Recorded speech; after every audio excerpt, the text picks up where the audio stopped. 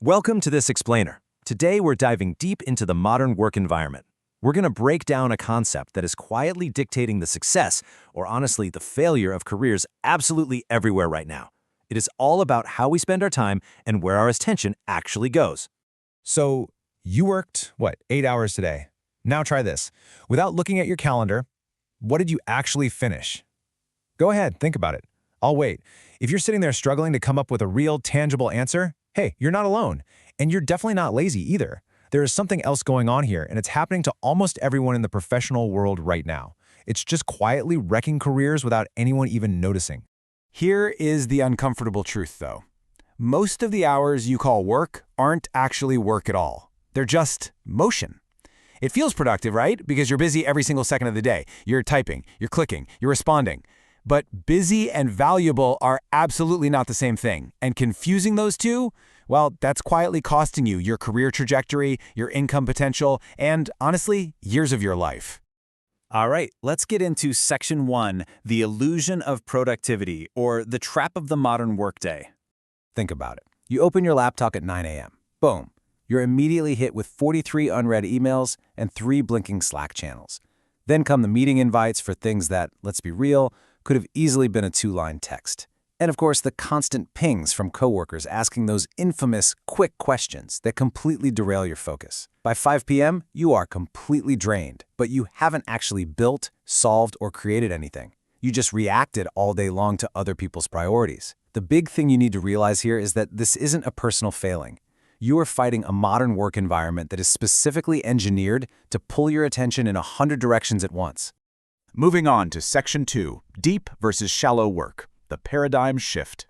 So on one side of this equation, we've got deep work. Now this is focused, totally uninterrupted effort on tasks that push your cognitive abilities to their absolute limit.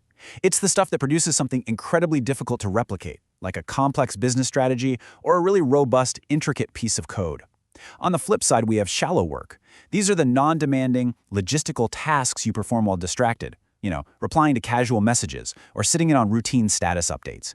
Now, shallow work is logistically necessary to keep the wheels turning, sure, but it is strategically worthless when it comes to advancing your actual long-term goals.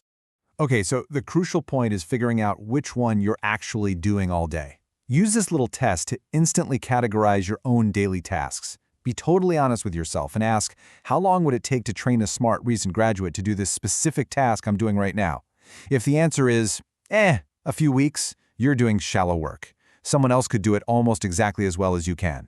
But if the answer is years of specialized skill building, well, then you're doing deep work. And remember, almost nobody's career gets built on shallow work.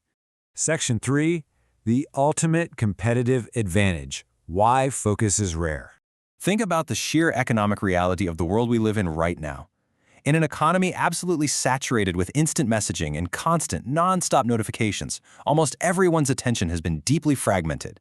Because of this, genuine, sustained focus has become economically rare. It's a scarcity, and as we know, anything uncommon and valuable becomes highly paid.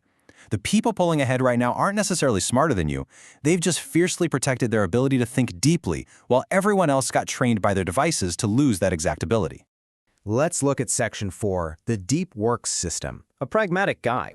When you actually visualize an unaudited workday, the imbalance is, it's pretty shocking. When people track their time in 15-minute chunks, they expect to see maybe 30 or 40% shallow work, but they are often stunned, literally stunned, to discover that 80 to 90% of their day is consumed entirely by shallow work. That leaves only a tiny little sliver for the deep work that actually matters.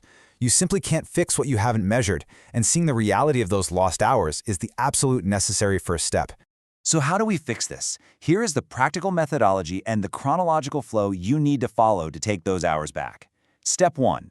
Audit your day honestly to see where your time actually goes. Step 2. Schedule your deep work blocks on your calendar the exact same way you'd schedule a meeting with your boss. Make it absolutely non-negotiable. Step 3. Put your phone in another room. Willpower alone is not going to save you from a device engineered to distract you. Step 4. Batch your shallow work into concentrated bursts rather than doing it all day long. And finally, Step 5. Execute a clear shutdown ritual at the end of the day. That way, unfinished shallow tasks don't quietly linger in your mind all evening. Now, to make those steps actually stick, you need tactical rules to protect your time. First, start with 25-minute sessions to build the muscle. If you haven't done deep work in months, your focus is out of shape. You got to build up gradually. Second, schedule your email for fixed windows, say 9 a.m., 1 p.m., and 4:30 p.m. Outside of those windows, it waits. And finally, you have to train your coworkers. Communicate your boundaries by politely but firmly saying, "Hey, I'm heads down until 11. I'll respond after that." They will adjust, and more importantly, they will respect your output. Which brings us to Section 5, the real cost of busyness, the 5-year trajectory. I want you to fast forward for a second. Imagine two people working the exact same hours at the exact same company for 5 years. One spends 5 years in distraction. They're constantly responsive, always available, and they just stayed busy. The other spends 5 years in focus, ruthlessly protecting deep work hours every single day. Fast forward 5 years, and they are not in the same place. The focused worker has built real, undeniable skills and an unmatched reputation. The distracted worker, they just let every quick question silently eat their entire career. And this leads to a pretty sobering realization. We often think being constantly online makes us great employees. But actually, being always available is often just a subconscious way to hide from hard, scary work. It's a way of staying comfortable.